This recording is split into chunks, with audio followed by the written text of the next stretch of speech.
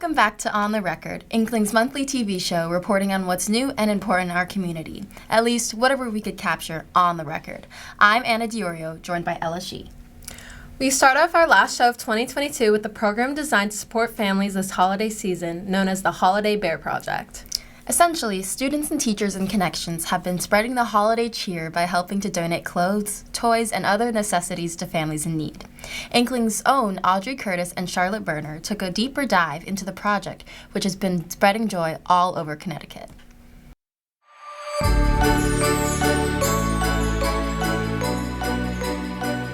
It's a statewide project conducted by the CEA, which is the Connecticut Teachers Association. And they ask teachers around the state for the names of students who have need for holiday gifts, things such as that. They nominate students, and then those students are then offered up to teachers around the state if they want to take on providing holiday gifts. So basically we all came together and bought gifts for a child who was assigned to our class. And we came in on Monday and we all wrapped the gifts. We all brought stuff in and then we wrapped them, had a big bag that we put all the gifts in. And our teachers obviously organized it, and it was just a very fun experience for us. I think it's a good way to giving back to the community because I think a lot of us here at Staples get to enjoy our holiday season as usual, and I think that we're providing not only like the necessities but the desires of kids who usually don't have those things, so it's a good thing to do in school.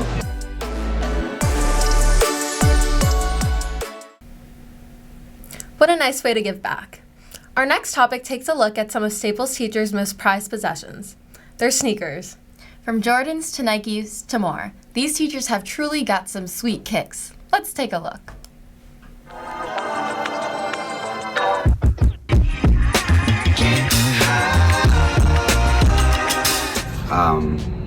I do consider myself a sneakerhead. I think, when I was in high school, I was into Jordans and stuff, and I got married in Jordans.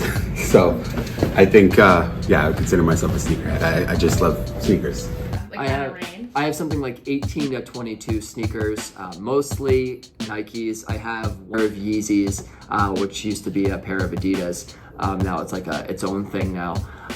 If you're going to be called a sneakerhead, there's certain sneakers that you have to have, and I don't have some of those, and that's why I don't consider myself a sneakerhead. I think Jordan 4s are like a prerequisite for any sneakerhead, and I don't have those. They from time to time release them, and it's incredibly difficult to actually get those. I am wearing Nikes, and they are, I really don't know all the terminology for sneakers. I got these last year. I saw somebody else with them, and they don't usually have work sneakers, but I really liked these, and I asked them, what kind of shoes they were, and they said they were Nikes. And I wanted to get them. I just really liked the color. They're very unique. I saw Mrs. McGoldrick's and Mr. Messina's, and I didn't want them to have all the fun. I like them both, I guess, for different occasions. I'm gonna see if I can grab myself another pair for Christmas too. Now, my eye was in this sort of like simple sneaker, so I was looking at like a Pegasus 83, which is like a really ugly shoe, and he said, no, you don't want to get those. And he like steered me somewhere else. I forget exactly where. I think it was a Waffle 1. And that was like the first pair of like, not that the Waffle 1's anything, but it was the first pair of like decent shoes that kind of look good. And from there, I downloaded the app and I started to realize that I liked Air Maxes. I started to realize that I liked Dunk Lows. And all of a sudden I started getting a pair of sneakers like every 6 to 8 weeks or so, and they've just compounded from there. Either another pair of Jordans, or I might do like Air Force One.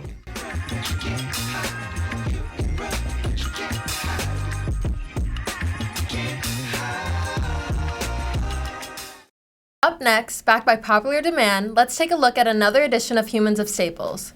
You may know this person from their musical musings during a recent fire drill, or even heard their club from down the hall. Prepare for sophomore Thomas Novak, along with a new polka club, to take us on a journey with the accordion. And I gotta say, he's pretty talented, 'cause that thing looks hard. And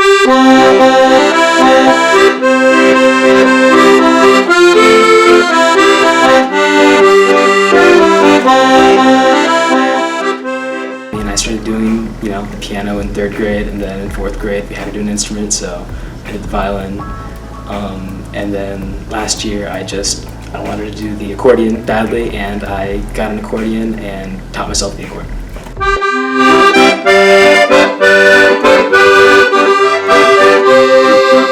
I mean, there's a keyboard, like I said, it's pretty simple. It's the same as a piano. If you understand the piano, it's, it'll make sense. There are registers which change the tone of the sound. So,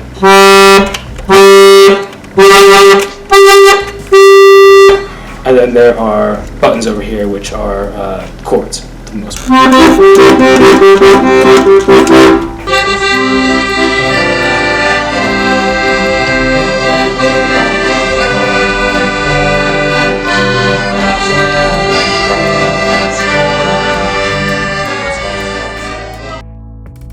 I'd say I enjoy playing all the instruments that I do, and I don't plan to stop playing any of them anytime soon.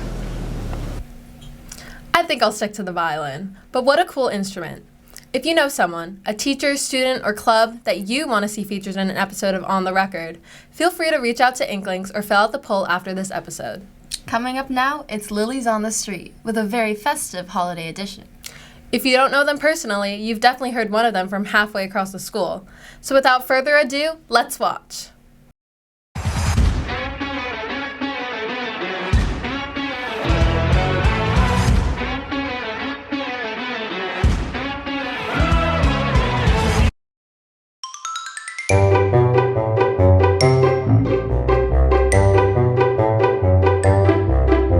Loading. All right. So, if you had to come to school dressed as either Santa or an elf, which one would you choose?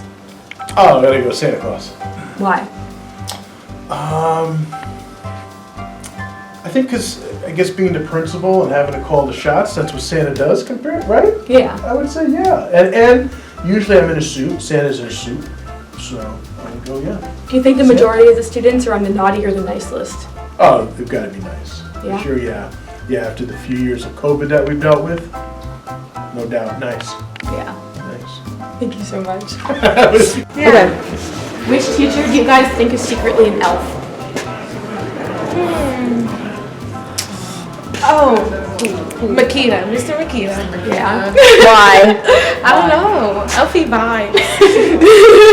So, like, if you could be in any holiday movie, what do you want to be in? Like, Elf, like Nightmare Before Christmas, Die Hard. Could be a huge range. Rudolph. Yeah. He's like the main character. He's like the meaning of like Christmas, he's the reason why Christmas exists. Like, think about it. If Rudolph didn't exist, there wouldn't be any reindeer to like go around and like get the presents out. So like it just works out, Yeah. Yeah. And then quickly, what's your name and grade? Oh, I'm Tiffany Aldana, I'm a junior. Thank you. Have you ever failed at baking, like the cookies? Badly. Oh, what happened? So I had this like old oven and a newer oven, right? And I put them in the old oven, and it was way too hot, and I didn't realize. So the whole thing like burnt on the bottom. They were really crispy, and then they were raw on the inside. Oh. So that was fun. But then I redid them. Anyone get salmonella poisoning? Sadly, no. Yeah. Happy holidays. Yeah. Happy holidays. Now, continuing with our holiday coverage, let's move to the end of 2022. Inklings caught up with a few members of the Sables community to ask about their New Year's resolutions for 2023.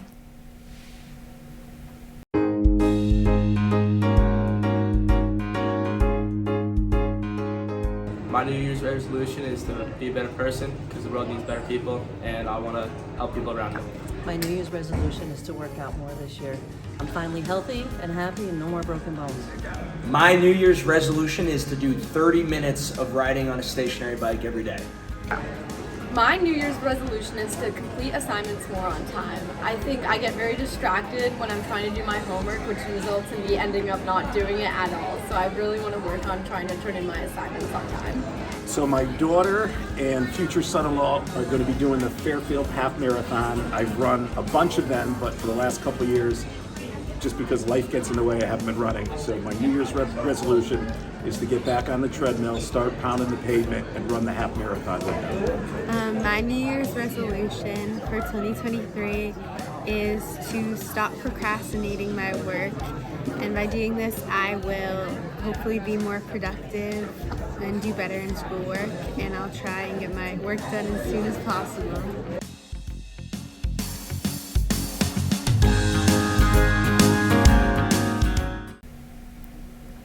And finally, what better way to close out our show than a behind-the-scenes look at Candlelight?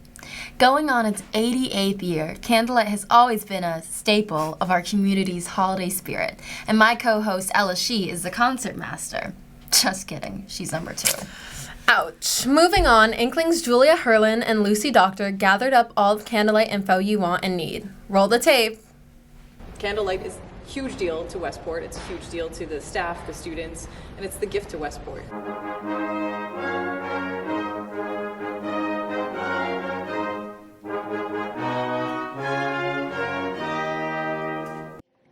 Having so much major repertoire to work out. Standard classical repertoire, we're talking about holiday music, we're talking about different styles. It's really the most varied concert I think that we do all year. I think Candlelight's really great because it's like all the 3 groups, the chorus, the band, and the orchestra, we all come together and we all can do more together than we could ever do like in our individual groups. So it's like, it's a whole symphony and we're playing just like these classic holiday songs and it's just a whole bunch of fun. My favorite Candlelight tradition, it's actually snuck up on me that I'm now a really big fan of the processional that opens the concert.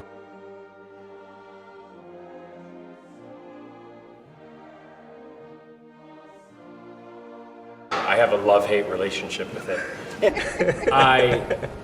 I hate the process of going through the steps of the processional, but I think it is one of the most powerful things that we do at the Candlelight concert.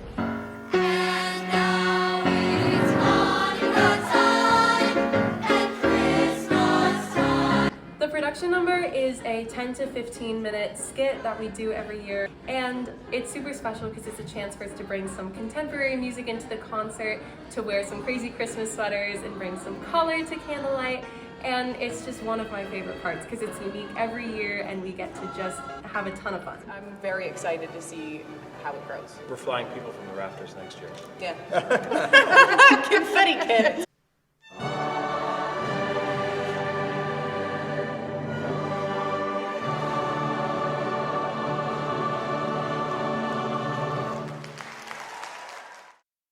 Well, that'll do it for us today and for 2022. It's been a fun time launching the show over these past few months, and we can't wait to do more next year.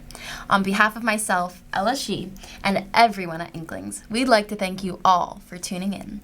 We'll be back at the end of January to air our first episode of 2023. Until then, we wish everyone a happy holiday season and a happy new year. Go Wreckers!